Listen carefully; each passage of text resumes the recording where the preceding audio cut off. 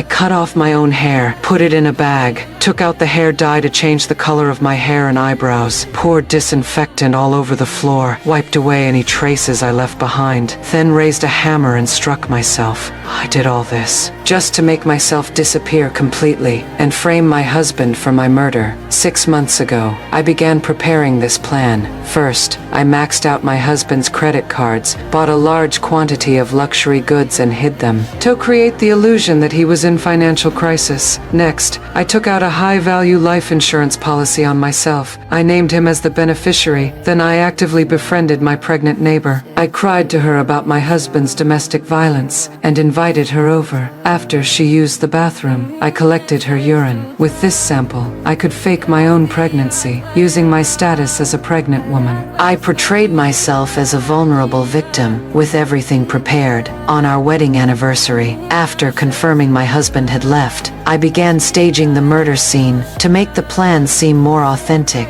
I wrote 300 diary entries, starting from the early days of our relationship, carefully fabricating the story.